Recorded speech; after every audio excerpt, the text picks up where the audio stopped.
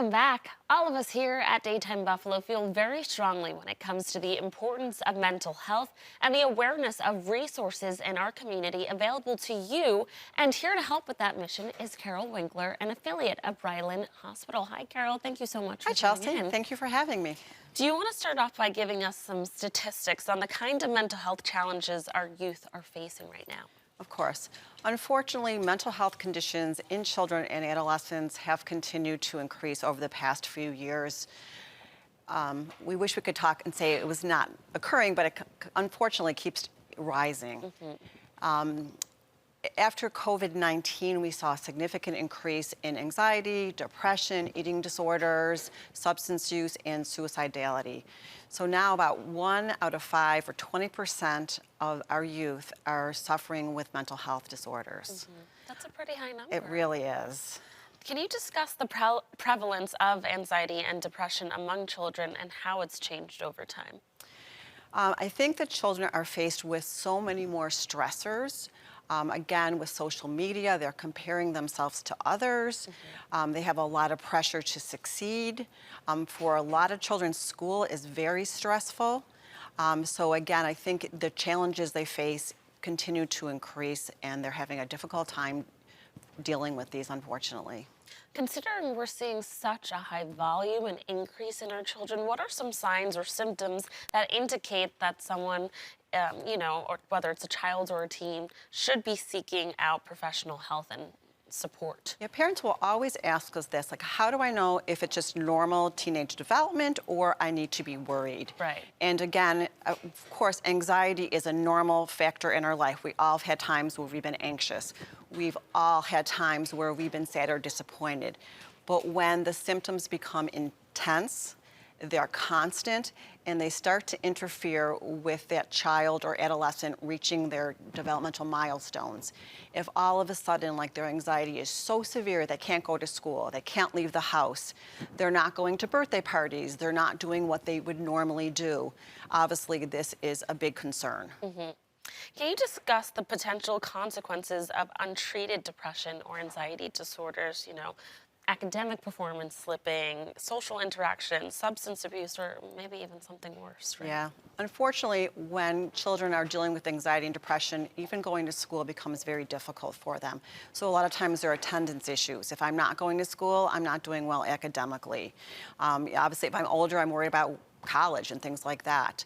If I'm not going out with my friends, I'm isolated. So I'm not, again, seeing my community resources. I'm not seeing my teachers. I'm self-isolating in my room.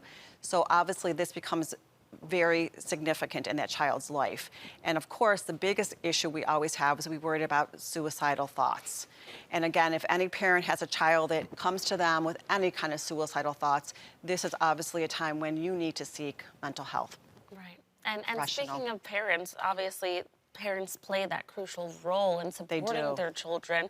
So if their child is struggling with anxiety or depression, what are some suggestions that parents can do to help?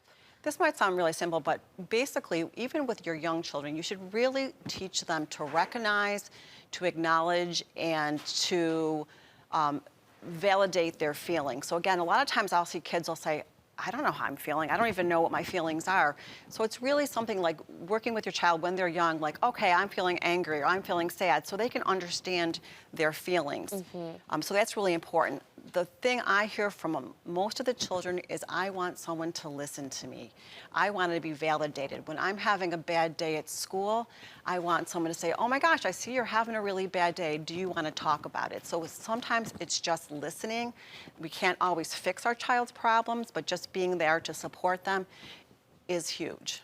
Validating people's feelings is a huge thing. Yes. And I think it is important, like you said, to start kids off early when they're young about recognizing the emotions that they're feeling. So later on in life, when things do get overwhelming, they're able to pinpoint their triggers. What a part of my life or being around certain people is making me feel sad or feel anxious or worried. Definitely. That is a big deal.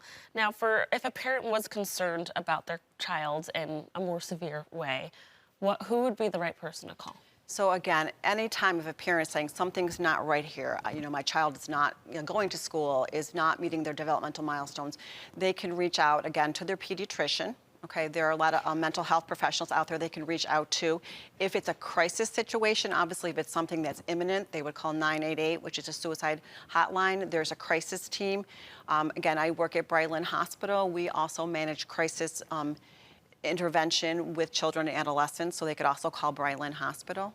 When is a good time to call Brylin? When is the right part of the steps to intervene with Well, Brylin obviously, it is specifically? in a crisis, okay? So obviously, if something you're finding your child's not doing well, you want to reach out to like your pediatrician and see what they tell you to do. If you need mental health counseling or you need to see a psychiatrist, that's the next step. But if there is a time when you are worried about your child's safety, that is when you would need to call Brylin Hospital. Alrighty. Thank you so much for coming in and talking about this. It's an important topic that we will continue to discuss. It definitely is. And make sure people know the resources. So if you or someone you love is struggling with their mental health, Brylin Hospital is here to help. Visit their website or call the number right there on your screen. Thanks again for coming. Thank you.